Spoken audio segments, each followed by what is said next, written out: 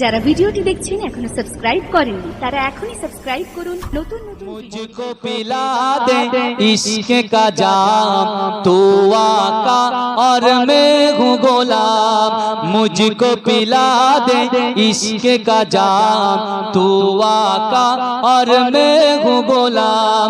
रब के दुलारे तुम ही तो हो, सबके सहारे तुम ही तो हो। रब के दुलारे तुम ही तो हो, सबके सहारे तुम ही तो हो। आए नबी जितने दुनिया में सबसे प्यारे तुम ही तो हो, सबसे प्यारे तुम ही तो हो। भेज खुदा ने तुमको सलाम, तू आका और मैं हूँ गुलाम, तू आका और मैं हूँ गुलाम। डूबा सूरज वापस पलटे और सजर आ जाए चल के, डूबा सूरज वापस पलटे और सजर आ जाए चल के।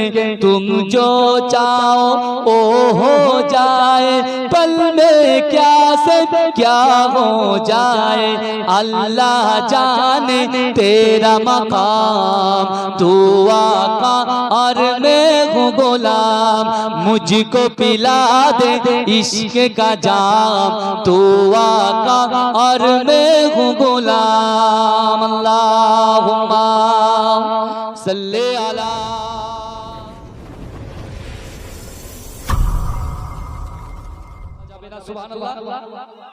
বিশ্ব নবী রাসূল সাল্লাল্লাহু আলাইহি ওয়াসাল্লাম সাহাবাদেরকে বলছে, হে আমার সাহাবারা, যদি কোনো পিতামাতা সন্তানকে দ্বীন ইসলামের খিদমত অর্থাৎ দ্বীনি শিক্ষা না দিয়ে যায়, তাহলে কিন্তু ও মা বাপের অবস্থা কিন্তু কিয়ামতে খারাপ হবে।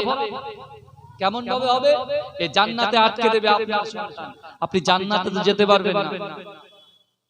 কিন্তু আমার ভাইজানেরা, ও নবী পাকের উম্মত উম্মতিরা, ও নবী দিওয়ানারা, আল্লাহর কোরআন বলছে, ইজা জা আজালুহুম লা ইস্তাখিরুনা সাআতাও ওয়া লা ইস্তাকদিমুন। ও যুবকেরা, মৃত্যু যখন আসবে একটা সেকেন্ড এদিক ওদিক করা হবে না। ও আমার ভাইজানেরা, ও নবী পাকের উম্মত উম্মতিরা, বাপ যখন মারা যাবে, মা যখন মারা যাবে, বাপ তখন লাশ হয়ে যাবে। ও আমার ভাইজানেরা, যখন লাশ হয়ে যাবে, সন্তান কাঁদবে, মেয়ে কাঁদবে, স্ত্রী পুত্র কাঁদবে।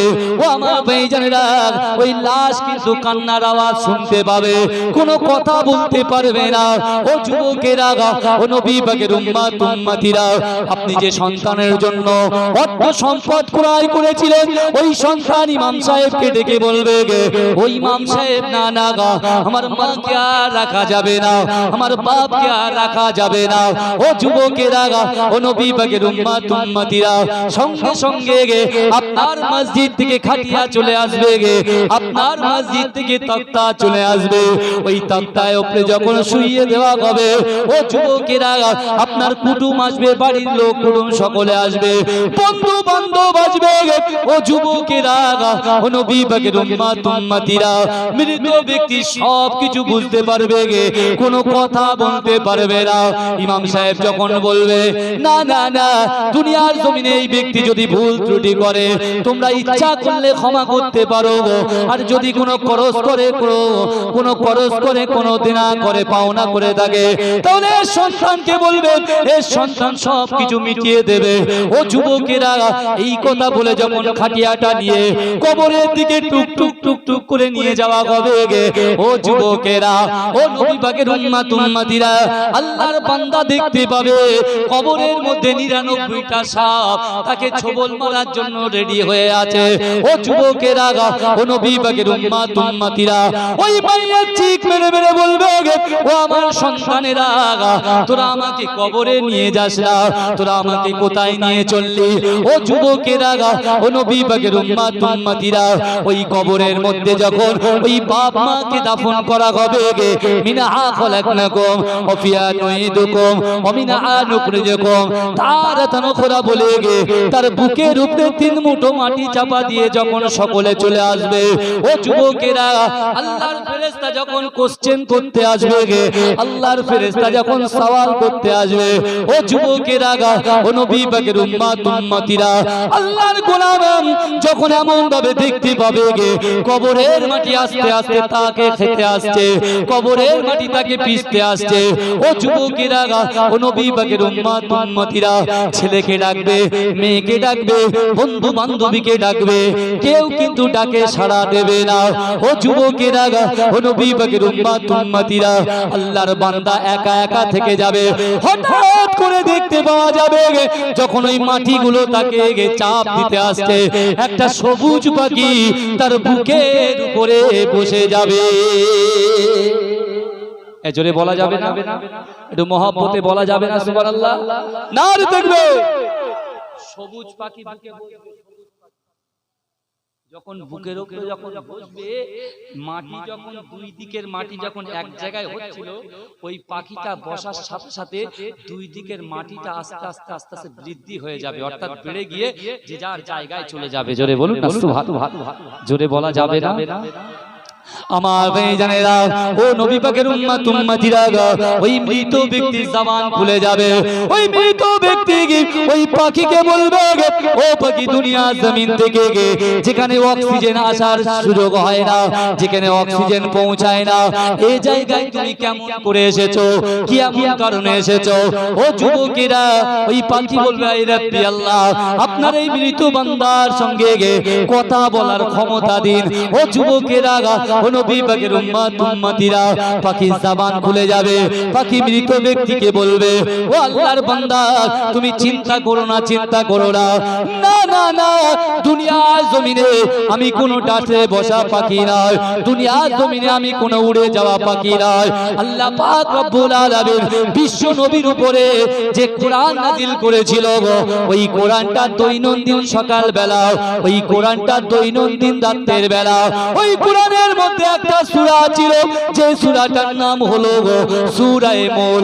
ওই সূরা মুলটা তুমি তেলাওয়াত করতে, তুমি সূরা মুলটাকে তেলাওয়াত করতে, আল্লাহ পাক রব্বুল আলামিন যখন দুনিয়ার জমিনে তোমার ছেলে কোনো কাজে আসলো না, তোমার মেয়ে কোনো কাজে আসলো না, কোনো ধন সম্পদ কোনো কাজে আসলো না, না না না, আমি আল্লাহ পাক রব্বুল আলামিন, আল্লাহ পাক রব্বুল আলামিন তোমাকে হেফাজত করার জন্য, তোমাকে বাঁচানোর জন্য আমি সূরা মুলকটাকে পাখি সূরা দিয়ে তোমার কবরে পাঠিয়ে দিয়েছে। জোরে বলা যাবে না সুবহানাল্লাহ, মহব্বতে বলা যাবে না। যে কোরআন আমরা অবহেলা করে মুসলমানের ছেলে বলে দাবি করি, কিন্তু এখনো পর্যন্ত এই কোরআন ছুঁয়েও দেখি, কোরআন পড়বে কি করে? বিশ্বাস করে অনেক মা বোনেরা আছে তারা কোরআনই পড়তে জানে না। যুবকরা ওরা যতটা ইংলিশ জানে না, ইংলিশ মোবাইলে কিন্তু সব ইংলিশ তো নাকি, ও মোবাইল অপারেট খুব ভালোভাবে করতে পারে, কিন্তু কোরআনও পড়ে না, কোরআনের পাশেও যায়। কিন্তু আমার ভাইরা, কোরআন যদি আপনি না ধরে দুনিয়াতে আপনি জান্নাত তো পাবেন না, কারণ কোরআনের মধ্যেই তো লেখা আছে জান্নাতে কেমন ভাবে যাবে। কি বুঝলি আমার ভাই, সেই পাখি জবান খুলে গিয়ে বলছে আমি অন্য কেউ নয়, আমি হলাম সূরা মুলক। জোরে বলুন, এ জোরে বলে। আল্লাহ পাকের ওলি হযরত সাররে শক্তি রাহমাতুল্লাহ আলাইহি তানার বন্ধু যখন ইন্তেকাল করেছেন, এই কারোর অসুবিধা হচ্ছে না তো? তানার বন্ধু যখন ইন্তেকাল করেছেন, বন্ধুকে মাটি দিয়েছেন, এই ভালো করে শুনেন, বন্ধুকে মাটি দিয়ে সারে শক্তি কবর ছেড়ে 40 কদম দূরে এসে চোখটা বুজিয়ে আল্লাহর কাছে বন্ধুর জন্য দোয়া করছেন। জোরে বলে, কিসের জন্য? কবরের সওয়াল জবাব হবে, এই সওয়ালের জবাবটা যাতে দিতে পারে। আজকে আমার বাড়ির ছেলেরা, আমার মাসলাকি মুজাদ্দিদ জামান দাদা হুজুর পীর কেবলার ভক্ত অনুসারীরা, আজকে বাপ মরে গেছে, মা মরে গেছে, তার কবরে গিয়ে একটু জিয়ারত করব। কিছু মানুষ বলছে এসব কবর জিয়ারত ফিয়ারত কোথায় পেয়েছো গো? বলে কি বলে না? এই কথা বলবেন, হ্যাঁ হু করবেন, হ্যাঁ, কারণ আল্লাহ কিন্তু দেখছেন। বিসমিল্লাহির রহমানির রহিম, ইন্না রাব্বাকা লাবিল মিরসাদ, নিশ্চয় আল্লাহ বান্দা বান্দির দিকে সতর্ক দৃষ্টি রাখে। জোরে বলে। আজকে যা কিছু হচ্ছে এখানে আমার আল্লাহ কিন্তু দেখছেন, এটা মাথায় রাখবেন। ওই জন্য আপনি আজকের দিনে কোনো কারুর খেতে চাষ করতে আসেননি, আজকের দিনে কারুর ভেড়িতে জাল টানতে আসেননি। আজকে আমরা এসেছি আমাদের জীবনটাকে পরিবর্তনের লক্ষ্যে, এই নিয়ত নিয়ে এসেছি। আল্লাহ জিন্দেগি জীবনে অনেক সুদ খেয়েছি, অনেক ঘুষ খেয়েছি, অনেক হারাম খেয়েছি, অনেক নামাজ ছেড়ে দিয়েছি, আল্লাহ কোরআন পড়তে জানি না, কিন্তু আজকে মাহফিল থেকে ওয়াদাবদ্ধ হচ্ছি, আল্লাহ আপনি আমাদের জিন্দেগি জীবনটাকে ইহদিনাস সিরাতাল মুস্তাকিমে পরিচালিত করুন। জোরে বলুন না সুবহানাল্লাহ। আল্লাহ বলছে, বান্দা দুনিয়ার জমিনে আমি আল্লাহ পাক রব্বুল আলামিন তোমাদেরকে এত মহব্বত করি, এত ভালোবাসি। মা যেমন সন্তানকে ভালোবাসে, মায়ের থেকে 70 গুণ বেশি আমি আল্লাহ আমার বান্দা বান্দিকে ভালোবাসি। জোরে বলুন না সুবহানাল্লাহ। সে আল্লাহ বলছে, এ আমার বান্দারে, দুনিয়ার জমিনে তোরা কোন নেতার কাছে, কোন মানুষের কাছে মাথা নত করিস না। আমি আল্লাহ তোদের সব জীবনের গুনাহ ক্ষমা করে দেব, কিন্তু কোন মানুষের কাছে যদি মাথা নত করিস, আমি কিন্তু আল্লাহ বরদাস্ত করতে পারবো না। বরদাস্ত করতে পারবে কে? করতে পারবে না? আল্লাহ। আল্লাহ সব গুনাহ ক্ষমা করতে পারে, কিন্তু শিরকের গুনাহ আল্লাহ কখনো ক্ষমা করে না। করে কি?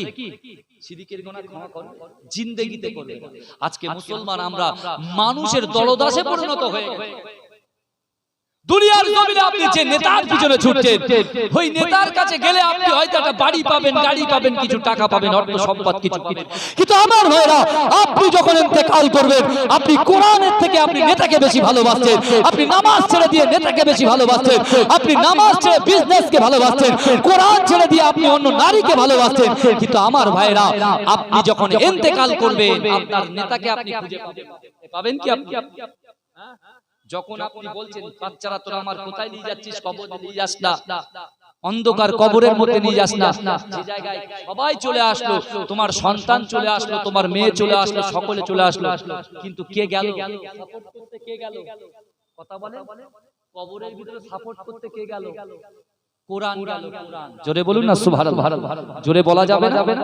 আজকে এই কোরআনটাকে অবজ্ঞা করে আমার যুবকরা কেন? আজ যদি এই গ্রামের যুবকেরা নয়, টোটাল অল ওভার ওয়ার্ল্ডে, আমার ভারতবর্ষে যে জায়গায় যাবেন, যে কান্ট্রিতে যাবেন, সেই কান্ট্রিতে আপনি মুসলমান পাবেন। কিন্তু আজকে যদি মুসলমানরা কোরআনটা তেলাওয়াত করত, এভাবে মিনি মার্কেটে ঘোরাফেরা করত, আমার মুস্কান বোনের যে এত কষ্ট দেওয়া হলো, তাকে তাচ্ছিল্য করা হলো, কিন্তু আল্লাহ তার সম্মানটা বৃদ্ধি করলো কি করলো না? এই কথা বলে। আল্লাহু আকবারের ধ্বনি দিয়ে আল্লাহ তাকে একদম মুখরিত করে দিল। জোরে বলুন না সুবহানাল্লাহ। জোরে বলা যাবে না সুবহানাল্লাহ। আজকে দুনিয়া আপনি কি ভাবছেন? আপনি ভাবছেন এখানে বসে কোনো ফায়দা নেই, ও হুজুর বলছে শুধু ডায়লগ দিয়ে যাচ্ছে আর কানে শুনে হ্যাঁ করে দিয়ে যাচ্ছে। কিন্তু আমার ভাইরা যে কটা কথা বলছি গুরুত্বপূর্ণ কথা, এই কথা ভালো করে শুনেন। বিশ্বনবী রাসূল সাল্লাল্লাহু আলাইহি ওয়াসাল্লামকে এত চক্রান্ত করার পরেও আমার রাসূল কিন্তু কোরআন ছাড়েনি। আমার রাসূল আবু জেহেলের বাড়ি গিয়েছে, পাথর ছুঁড়ে মেরেছে, আল্লাহর রাসূল কিন্তু আবু জেহেলকে ধরেনি। তাওয়াক্কালতু আলাল্লাহ, আল্লাহর উপরে ভরসা করে যখন রাসূলুল্লাহ ঘরের ভিতরে কোরআন তেলাওয়াত করছে, সেই আবু জেহেল কোরআন শুনতে আবার চলে এসেছে। জোরে বলে, এই জোরে বলবে। যখন আবু জেহেল এসে আল্লাহ রাসূল সাল্লাল্লাহু আলাইহি ওয়াসাল্লাম বলতে, চাচা আপনি কলেমা পড়েন। বলে দেখ তুই কোরআন পড়ছিস ঘরের মধ্যে পড়। এই দিন নরম হয়ে গেছে। কিরাম বলছে নরম হয়ে কি বলছে শুনেন। বলে তুমি কোরআন পড়ছো ঘরের মধ্যে পড়ো, তোমার এই কোরআন যেন বাইরে না যায়, ঘরের বাইরে বেরিয়ে না যায়। এই শুনেন ভালো করে, কাফের বেঈমানরা কোরআনের দিকে টার্গেট কেন করছে? কারণ তাদেরই কওমের লোক, তাদেরই গোত্রের লোক কোরআনের সঙ্গে বন্ধুত্ব করেছে, ও হিন্দু ধর্ম ছেড়ে দিয়ে মুসলমান ধর্ম গ্রহণ করেছে। জোরে বলে। এই জন্য তো কোরআনটাকে তালাবন্দি করতে চাইছে। এটা আমরা বুঝতে পারছি না, মাথায় হাত দিয়ে শুশুড়ছে, এরা মনে করছে কিছু টাকা পয়সা দিচ্ছে, ব্যাস মোমের মতো গলে যাচ্ছে। আমাদের অস্তিত্বটা তো আমরা শেষ করছি ভাই, অত সহজ নয়। অত সহজ নয়। আমার মুজাদ্দেদ জামান দাদা হুজুর পীর কেবলা রাহমাতুল্লাহ আলাইহি তার রক্ত পানি করা এই সিলসিলা আজকে যে বাংলার জমিনে মাথা উঁচু করে দাঁড়িয়ে আছে। কিন্তু আমার ভাইরা আজকে শুধু আমরা ফুরফুরা শরীফ জিন্দাবাদ, মাজরাই কুইডাঙ্গা দরবার শরীফ জিন্দাবাদ, বসিরহাট দরবার শরীফ জিন্দাবাদ এই জিন্দাবাদের ধ্বনি দিলে হবে না। আপনাকে নামাজ পড়তে হবে, আপনাকে রোজা রাখতে হবে, আপনার পিতামাতাকে মহব্বত করতে হবে। আপনার বাড়ির পাশের লোকটা না খেতে পেয়ে মরে যাচ্ছে, তাকে আপনার দেখতে হবে, তাকে সহযোগিতা করতে হবে। এমন করে আপনার সন্তানকে আপনি শুধু ইংলিশ মিডিয়ামে দিচ্ছেন আর বড় বড় চিন্তা করছেন, নিয়ত করছেন আমার ছেলেকে আমি ডক্টর করাবো, আমার ছেলেকে আমি ইঞ্জিনিয়ার করাবো, আমার ছেলেকে আমি ব্যারিস্টার করাবো, আমার ছেলেকে আমি পাইলট করাবো, আমার ছেলেকে আমি নেভিকে চাকরি করাবো। এই চিন্তা করে বসে থাকলে হবে না। ওই ছেলেকে আপনি সব কিছু বানান, ওই ছেলেকে আপনি ডক্টর বানান, ইঞ্জিনিয়ার বানান, সব বানান, কিন্তু ওই ছেলের মধ্যে যেন ইসলামিক কোরআনী শিক্ষাটা যেন থাকে। যদি কোরআনী শিক্ষাটা, কোরআনের শিক্ষাটা যদি থাকে, এখন যারা বলছে কবর জিয়ারত করা যাবে না, ওই ছেলেটার যদি কোরআনের শিক্ষা থাকে, লোক টেনে টেনে বলবে তোরা কবর জিয়ারত করিস না, কোথায় পেয়েছিস? যে ছেলের ভিতরে ইসলামিক শিক্ষা থাকবে, কোরআনের শিক্ষা থাকবে, হাদিসের শিক্ষা থাকবে, সে কিন্তু দৈনন্দিন তার মরা বাপ মরা মায়ের কবরটাকে জিয়ারত করবে। জোরে বলে। আর নতুবা ওই ইংল্যান্ড থেকে ফোন করে ইমাম সাহেবকে বলবে যে আপনাকে আমি ফোন পেতে টাকা পাঠাচ্ছি, আমার মা বাবার কবরটা একটু জিয়ারত করে দাও। ফোন পে মেরে হবে, বুঝতে পারছেন? আমার ভাইরা নিজেকে পরিবর্তন করার চেষ্টা করে। আজকে আপনার পীরের আওলাদ এসেছে, আজকে আপনি ফুরফুরা দরবার শরীফে যাচ্ছেন, আপনি মাজরাই দরবার শরীফে যাচ্ছেন, আপনি যাচ্ছেন কিসের জন্য? আপনার নিয়ত কিন্তু আলাদা। আনসার ইবনে সাদ রাদিয়াল্লাহু তাআলা আনহু قال قال رسول الله صلى الله عليه وسلم ان العبد لا يعمل عمل اهل النار وانه من اهل الجنه وانما العمل اهل الجنه وانه من আহলিন নার ইন্নামাল আমালু বিল খাওয়াতিন। ও যুবকেরা, ও নবী পাকের উম্মত উম্মতিরা, আমার আপনার নবী দয়ার নবী জনাবে মুহাম্মদুর রাসূলুল্লাহ সাল্লাল্লাহু আলাইহি ওয়াসাল্লাম সাহাবাদেরকে জানিয়ে দিলেন, ও আমার সাহাবারা, ইন্নাল আবদা, নিশ্চয়ই কোন আল্লাহর বান্দা লা ইয়ামালু আমালা আহলিন নার, জাহান্নামবাসীদের কাজ করে। ও আমার সাহাবারা, সে জাহান্নামবাসীদের কাজ করে, জাহান্নামে যেতে এক পাবা কি, কিন্তু আল্লাহ পাক রব্বুল আলামিন ওই ব্যক্তির দ্বারাই, ওই মানুষের দ্বারাই, ওই পুরুষের দ্বারাই এমন একটা ভালো কাজ করিয়ে নেয়, আল্লাহ পাক তার ঠিকানাটা দয়ার জান্নাত করে দেয়। জোরে বলা যাবে না? আবার রাসূল বললেন, ইন্নাল আবদা লা ইয়ামালু আমালা আহলিন নার ওয়া আন্নাহু মিন আহলিল জান্নাত ওয়া ইন্নামাল আমালা আহলিল জান্নাত ওয়া আন্নাহু মিন আহলিন নার। আল্লাহর রাসূল সাহাবাদেরকে জানিয়ে দিলেন, নিশ্চয়ই কোন আল্লাহর বান্দা জান্নাতবাসীদের কাজ করে, জান্নাতে যেতে এক পা বাকি। ও যুবকেরা, ও নবী পাকের উম্মত উম্মতিরা, আল্লাহর রাসূল বলছেন আমার উম্মতের জান্নাতে যাওয়া এক পা বাকি, কিন্তু আল্লাহ পাক রব্বুল আলামিন ওই ব্যক্তির দ্বারাই, ওই মানুষের দ্বারাই এমন একটা কাজ করিয়ে নেয়, তার ঠিকানাটা জাহান্নাম হয়ে যায়। ও যুবকেরা, ও নবী পাকের উম্মত উম্মতিরা, হাদিসটা একটু গুরুত্ব দিয়ে শোনেন। বিশ্বনবী রাসূলুল্লাহ সাল্লাল্লাহু আলাইহি ওয়াসাল্লাম এমন হাদিস যখন বললেন, আল্লাহ রাসূলের সাহাবা দাঁড়িয়ে গিয়ে বললেন, ইয়া রাসূলুল্লাহ, ইয়া হাবিবাল্লাহ, হুজুর, না না না, এই হাদিস তো বুঝতে পারলাম না। আল্লাহ রাসূল বললেন, ও আমার সাহাবারা, কোনটা বুঝতে পারো না? এই সময় আল্লাহর রাসূলকে সাহাবারা বলল, ইয়া রাসূলুল্লাহ, যার জান্নাতে যাওয়ার কথা সে যাচ্ছে জাহান্নামে, আর যার জাহান্নামে যাওয়ার কথা সে যাচ্ছে জান্নাতে। ইয়া রাসূলুল্লাহ, এটা তো বুঝতে পারলাম না। ও যুবকেরা, আজ থেকে ১৫০০ বছর আগে আমার রাসূল আমাদেরকে মহব্বত করে, ভালোবেসে প্যার করে আমাদের জান্নাতের রাস্তা দেখানোর জন্য আমার দয়ার নবী মুসলিম শরীফের হাদিসের শেষের লাইনে জানিয়ে দিলেন, ইন্নামাল আমালু বিল খাওয়াতিন, ইন্নামাল আমালু বিল খাওয়াতিন। প্রত্যেকটা জিনিস নিয়তের উপরে নির্ভরশীল। জোরে বলে। এই হাদিসে আল্লাহর রাসূল বলছেন প্রত্যেক জিনিস নিয়তের উপরে নির্ভর যে যেটা নিয়ত করবে সেটা পূরণ হবে। জোরে বলে আমাদের নিয়ত কি? আমরা ফুরফুরায় যাচ্ছি, একটা 10 বিঘে 500 বিঘে ভেড়ি নিয়েছি, 2 বিঘে ফসলের চাষ করেছি, এখন চলে যাচ্ছে ফসল উন্নতি হোক আর ব্যবসা বাড়ুক। কিন্তু একবারও এই দোয়া নিয়ে যাচ্ছি না যে আল্লাহ এই মুজাদ্দেদ জামান দাদা হুজুর পীর কেবলার দরবার শরীফ থেকে হুজুরের ওসিলা নিয়ে দোয়া চাই, আল্লাহ সঠিক টাইমে নামাজ, সঠিক টাইমে সন্তানের মহব্বত ভালোবাসা, স্ত্রীর হক সন্তানের হক আল্লাহ পালন করে আল্লাহ পাক 5 ওয়াক্ত নামাজ কায়েম করার পরে আল্লাহ যে ওয়াক্ত দেবেন, আল্লাহ এই ওয়াক্তের জন্য আমার মুজাদ্দেদ জামান দাদা হুজুর পীর কেবলার ওসিলায় আল্লাহ আপনি আমাদের রুজিতে বরকত দিন। আমরা কি দোয়া করছি? ব্যবসায় বরকত দিন। আমরা শুধু গিয়ে ডাইরেক্ট চাইছি কি নামাজ কালাম বাদ, পিতামাতার খেদমত বাদ, সন্তানের হক বাদ, স্ত্রীর হক বাদ, ডাইরেক্ট শুধু টাকা চাইছি, ডাইরেক্ট টাকা চাইছি। আর যদি বলা হয় ভাই কদিন যাচ্ছ তুমি ফুরফুরায়, বলছে হুজুর এই ব্যবসার জন্য সবেমাত্র 5 দিন গিয়েছি, 5 দিনে হয় না বলে আর যাইনি। বলে 5 দিন ও ব্যবসায় লস হচ্ছে আমি আর যাইনি। চিন্তা করেন, এই হচ্ছে আমাদের মেন্টালিটি, এই হচ্ছে আমাদের নিয়ত।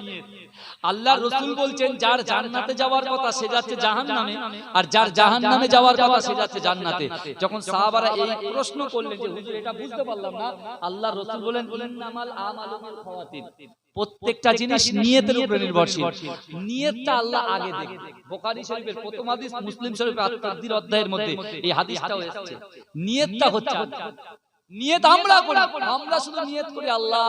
যুবকরা কি বলবো না, যুবকরা নিয়ত করে এই মিলাদে ঘুরছে, একজনের নাম্বার পায়নি, এখন নাম্বার খুঁজছে, আল্লাহ নাম্বারটা মিলে। ও একবারও বলেন আল্লাহ আমি কোরআন জানিনি, আল্লাহ কোরআন শেখার তৌফিক দেন, এই কথা কিন্তু বলেন। তো আমার ভাইরা, আমার যুবকরা, আপনারা যা টেনশনে আছে, আল্লাহ কিন্তু আপনাদের জন্য জোর সৃষ্টি করে রেখেছে। আপনার চিন্তা করবেন না, একদিন না একদিন একজনকে পেয়েই যাবেন ইনশাআল্লাহ। এটা দরুদ শরীফ পড়েন, আল্লাহুম্মা সাল্লি আলা।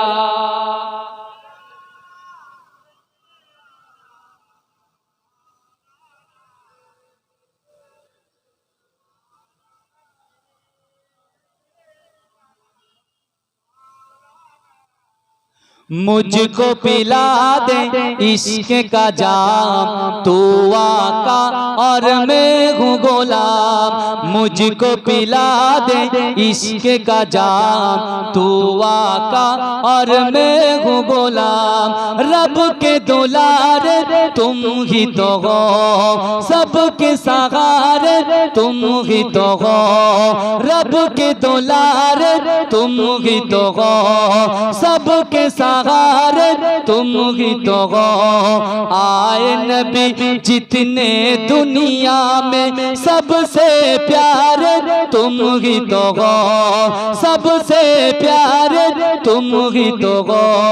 भेज खुदा ने तुमको सलाम, तू आका और मैं हूँ गुलाम, तू आका और मैं हूँ गुलाम।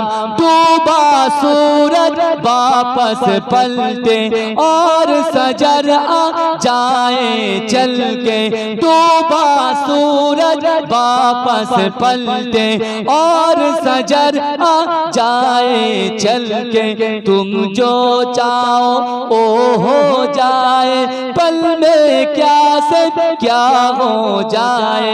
अल्लाह जाने तेरा मकाम, तू आका और मैं हूँ गुलाम। मुझको पिला दे इश्क का जाम, तू आका और मैं हूँ गुलाम। अल्लाहुम्मा सल्ली अला।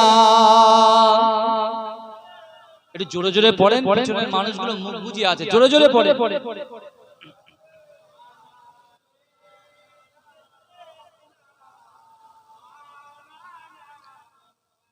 আমার ভাইরা যে কথা বলছি, তাহলে আল্লাহ রাসূল বলেছেন যে যেটা নিয়ত করবে সেটাই হবে, তাই তো?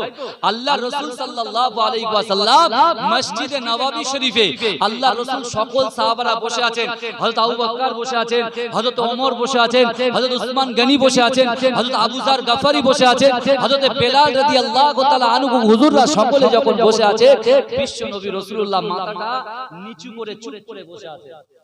আল্লাহ পাক একটা আয়াত নাযিল করলেন, জোরে বলুন না সুবহানাল্লাহ। এ জোরে হবে না?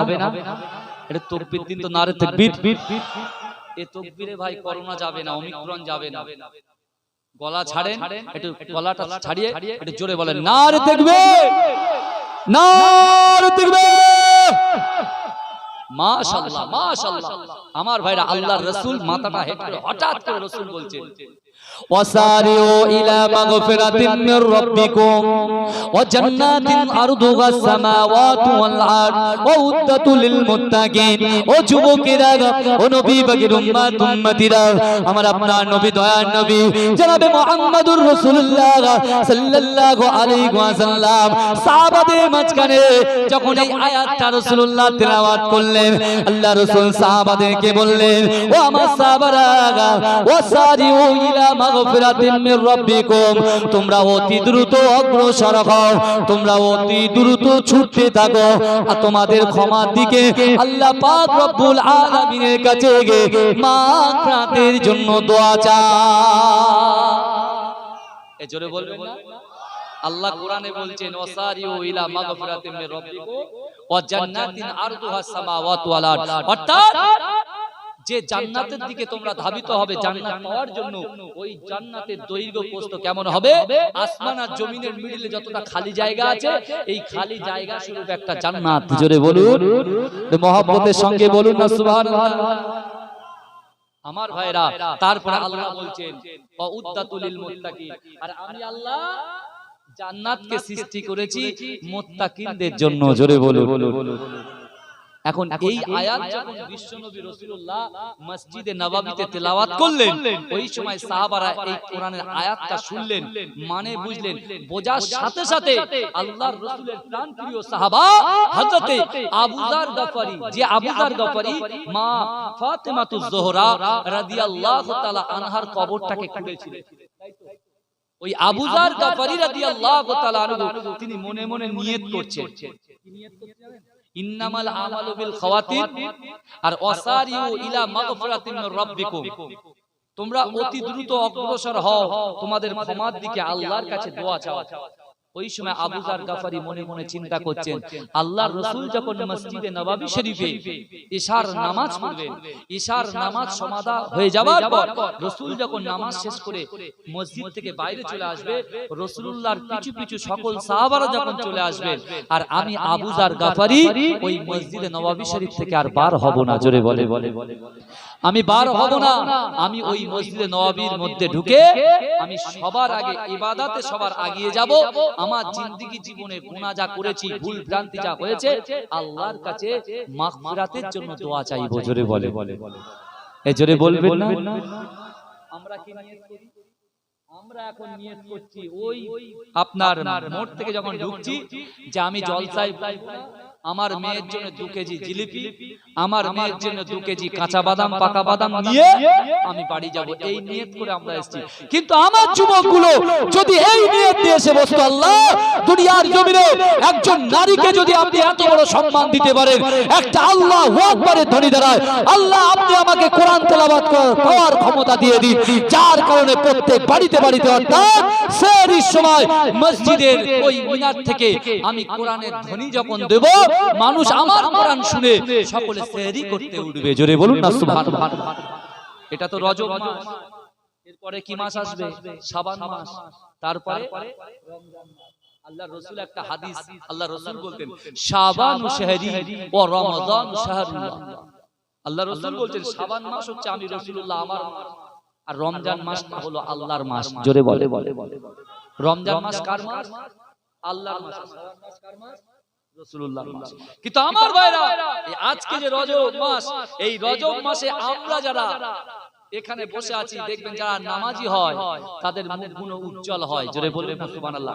একজন পারফেক্ট নামাজিকে দেখলে মানুষ চিনতে পারে যে একজন কঠোর মুসল্লি। জোরে বলুন। এই মেরাজের এই রজব মাসে আল্লাহর রাসূলকে আল্লাহ পাক রব্বুল আলামিন ডেকেছিলেন আরশে আজমে লা ইলাহা ইল্লাল্লাহ, আর বান্দিকে মুহাম্মাদুর রাসূলুল্লাহর সঙ্গে মাখামাখি করার জন্য আল্লাহ ডেকে নিয়েছিলেন। জোরে বলবেন না? জোরে বলা যাবে না সুবহানাল্লাহ। কিন্তু আমার ভাইজানেরা, ও নবী পাকের উম্মত উম্মতিরা, ও নবী দিওয়ানারা, আমার আপনার নবী দয়ার নবীকে জনাবে মুহাম্মাদুর রাসূলুল্লাহ সাল্লাল্লাহু আলাইহি ওয়াসাল্লাম মসজিদে নববী শরীফে আল্লাহ রাসূলের মুয়াজ্জিন হযরত বেলাল রাদিয়াল্লাহু তাআলা আনহু আযান দিচ্ছে। আল্লাহু আকবার, আল্লাহু আকবার। ও যুবকেরা, আল্লাহ রাসূলের সাহাবারা, ও যুবকেরা, আল্লাহ রাসূলের সাহাবারা আজানের ধ্বনি শোনার সঙ্গে সঙ্গে যে যার মতো বাড়ি কাজ কর্ম ফেলে রেখে মসজিদে নববী শরীফের মধ্যে হাজির হয়ে গেলেন। ও যুবকেরা, ও নবী পাকের উম্মত উম্মতিরা, আল্লাহ রাসূলের মহব্বতের সাহাবা হযরত আবু যার গফারি রাদিয়াল্লাহু তাআলা আনহু, এ আবু যার গফারি রাদিয়াল্লাহু তাআলা আনহু মনে মনে চিন্তা করে আল্লাহ রাসূল ইমামতি করবে, আল্লাহ রাসূলের সালাম ফিরাবে, আল্লাহ রাসূল দোয়া করবে। আল্লাহ রাসূল যখন মসজিদে নববী শরীফ থেকে বার হয়ে যাবে, সকল সাহাবারা রাসূলুল্লাহর পিছু পিছু বার হয়ে যাবে। আমি আবু যার গফারি, আল্লাহ রাসূলের সাহাবারা যখন বার হয়ে যাবে মসজিদে নববী শরীফের ভিতরে একটা কোণায় বসে বসে আল্লাহ পাকের ইবাদতে মগ্ন থাকবো। জোরে বলেন। রাসূলুল্লাহ নামাজ সমাদা করলেন। এই ভালো করে রাসূলুল্লাহ নামাজ, আমি বলেছি নিয়ত করবেন, নিয়ত। আবু যার নিয়ত করেছেন, আবু যার গফারি নিয়ত করেছেন যে আল্লাহ পাক আমার দোয়া কবুল করবেন। ও যে নিয়তটা করেছেন সেটা পরে দেখবেন, হাদিসে পরে আসবে, একটু ভালো করে শুনেন। ভাই কারোর অসুবিধা হচ্ছে না তো? অসুবিধা হচ্ছে না তো? একটু তাকবীরের ধ্বনি দেন তো। নারে তাকবীর, নারে তাকবীর, নারে তাকবীর। দরুদ শরীফ আল্লাহুম্মা সাল্লি আলা।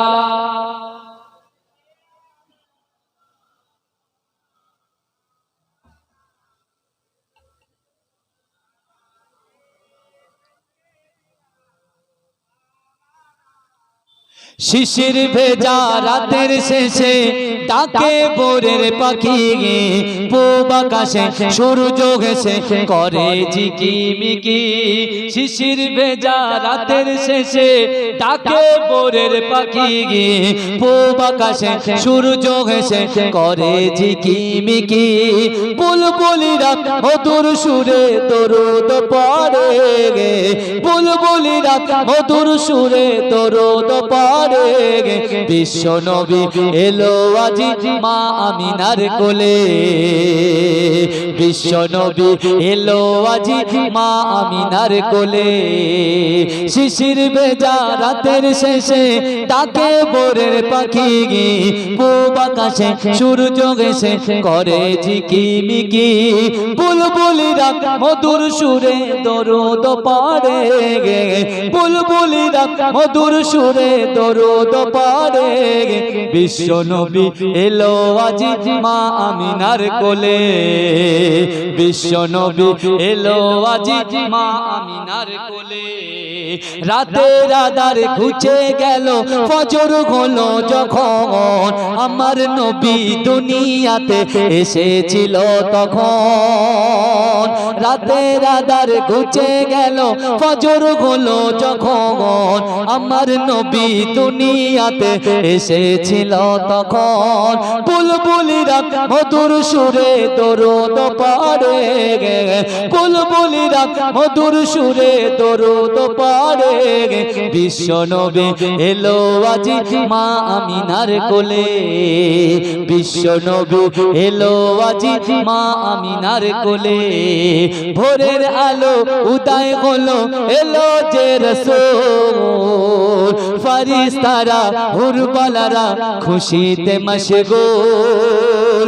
ভোরের আলো উদয় হলো, এলো যে রাসূল, ফারিস্তারা হুরবালারা খুশিতে মশগুল বুলবুলিরা মধুর সুরে দরুদ পড়ে বুলবুলিরা মধুর সুরে দরুদ পড়ে বিশ্ব নবী এলো আজি মা আমিনার কোলে বিশ্ব নবী এলো আজি মা আমিনার কোলে আল্লাহুম্মা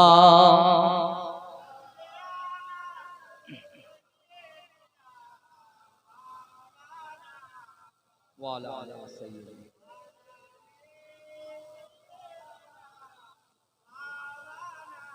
আমার ভাই যে কথা বলছিলাম আল্লাহর রাসূল নামাজ সমাদা করলেন আল্লাহর রাসূল যখন বেরিয়ে আসছেন আল্লাহর রাসূলের পিছু পিছু সকল সাহাবারা বেরিয়ে গেলেন আর আবু যার গফারি রাদিয়াল্লাহু তাআলা আনহু আল্লাহর রাসূলের মিম্বারের একটা কোণায় বসে বসে নামাজের পাটি বিছিয়ে দিয়ে আল্লাহর কাছে জিকির আজকার করতে লাগলেন জোরে বলুন এটা চিৎকার দিয়ে বলেন সুবহানাল্লাহ নারে তাকবীর নারে তাকবীর মাশাআল্লাহ মাশাআল্লাহ আমার ভাইরা আমার যুবকেরা আপনারা বাড়িতে বসে থাকবেন না সকলে চলে আসেন আমার পরে আমার আরেকজন ভাই জানাব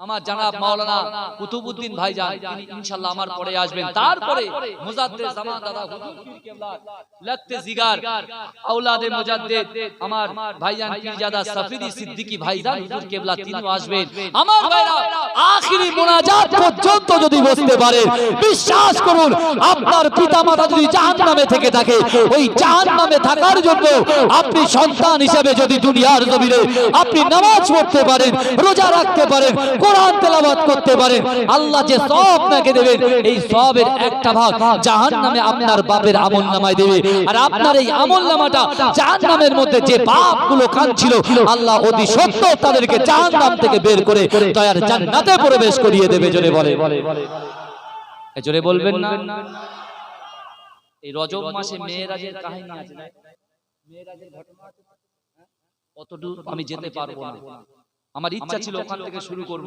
কিন্তু প্রথমে যা লোকজন ছিল মনটা খারাপ হয়ে যাচ্ছিল চিল্লাচিল্লি করেছে হয়তো অনেকে ব্যথা পেয়েছে কিন্তু আমার ভাইরা বিশ্বনবী রাসূল সাল্লাল্লাহু আলাইহি ওয়াসাল্লামের সাহাবা হযরত আবু যার গফারি ক্রন্দন করতে শুরু করলেন এই ভালো করে শুনেন আর আবু যার যে মসজিদে নববীতে একমাত্র আমি একা নিয়ত করেছেন যে আমি একা হঠাৎ তিনি কি করলেন নামাজ কালাম পড়ার পরে হাত তুলে ফরিয়াদ করছেন দোয়া করছেন আল্লাহর কাছে যখন দোয়া করছেন আবু যার গফারির কানের মধ্যে মসজিদে নববীর একটা কোণ থেকে আরেকজনের কান্নার আওয়াজ ভেসে আসছে জোরে বলে এটা জোরে হবে না ভাই সুবহানাল্লাহ ধ্বনিটা তো আসতে কেন আমার মুস্কান বউ যদি বহেন যদি মুস্কান বোন যদি ও একাই তাকবীরে ধ্বনি দিতে পারে তাহলে আমরা এতগুলো মানুষ সুবহানাল্লাহ বলছি কানে পৌঁছায় না জোরে হবে না নারে তাকবীর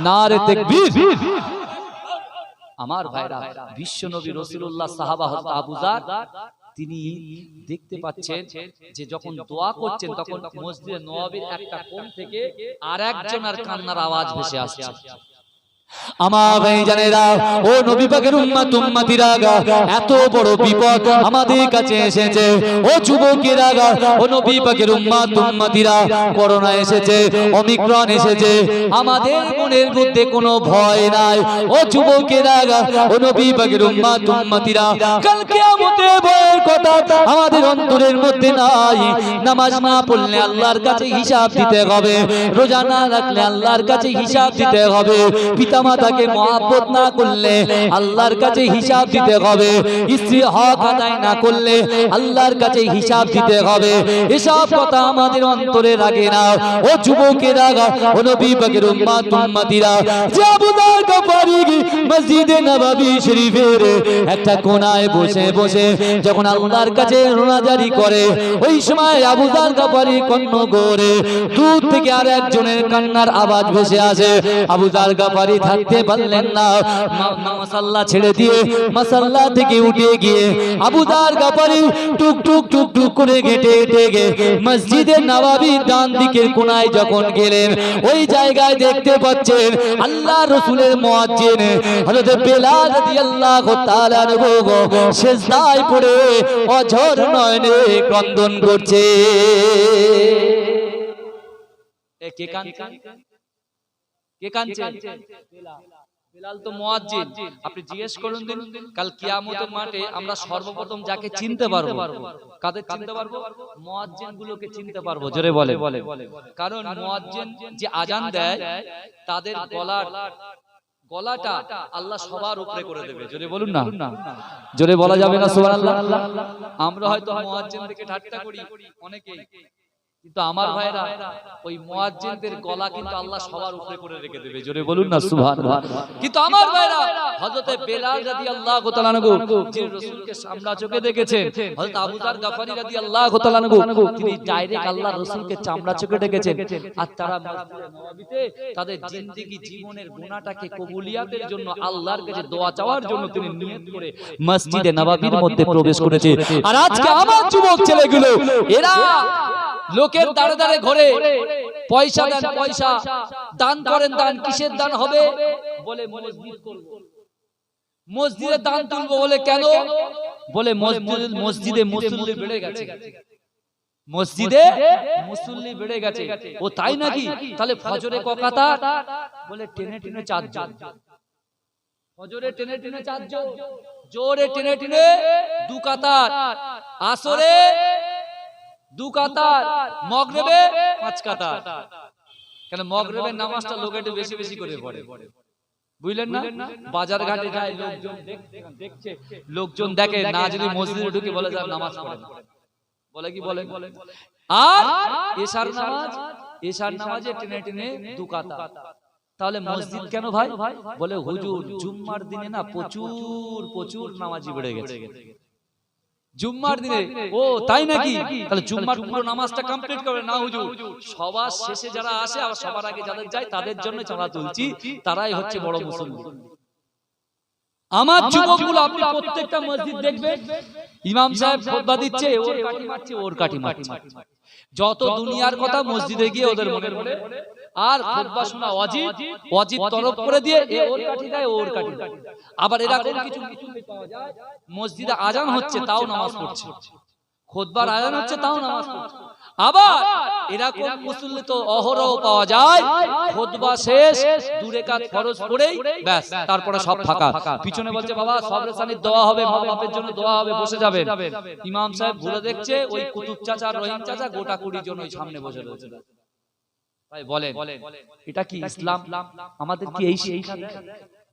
সপ্তাহে একটা নামাজ, সপ্তাহে জুম্মার নামাজটাও আপনি সঠিকভাবে মসজিদে টাইম দিতে পারছেন না।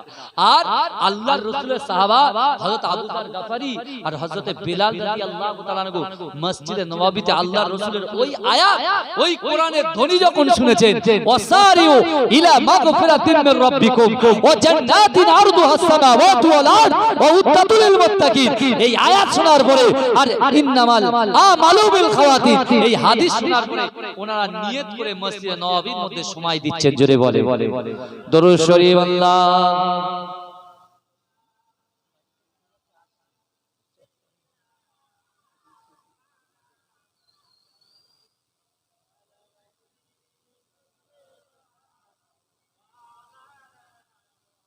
আমার ভাইরা হযরত আবু যার গাফারি রাদিয়াল্লাহু তাআলা আনহু বেলাল হুজুরকে দেখে ঘাবড়ে গেলেন, বেলাল হুজুরকে দেখে ঘাবড়ে গেলে। তখন বেলাল হুজুর যখন কাঁদছেন, আবু যার গাফারি বেলালকে তুলে বলছেন, ভাই বেলাল তুমিও নিয়ত করেছো, আমিও নিয়ত করেছি, তাহলে এসো আমি দোয়া চাই, তুমি আমিন বলবে, আর তুমি একবার দোয়া চাইবে, আমি আমিন বলবো। জোরে বলুন, জোরে বলুন না সুবহানাল্লাহ। ইমাম সাহেব যখন দোয়া চায়, আমরা কিন্তু অনেক মানুষ আমিন না বলে চুপচাপ থাকি, অনেক মানুষ থাকি চুপচাপ। কিন্তু আমিন বললে যে কি ফায়দা হয় একটু ভালো করে জানার চেষ্টা করতে হবে আমার ভাইরা। হযরত আবু যার গাফারি রাদিয়াল্লাহু তাআলা আনহু বলছেন, বেলাল আপনি দোয়া করবেন, আমি আমিন আমিন করব, আমি দোয়া করব, আপনি আমিন আমিন করবেন।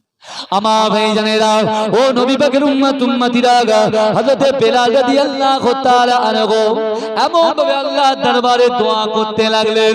ও যুবকেরা, ও নবী পাকের উম্মত উম্মতিরা, হযরত বেলাল হুজুর দোয়া করে, আবু যর গফারি কাঁদতে কাঁদতে আমিন আমিন করে।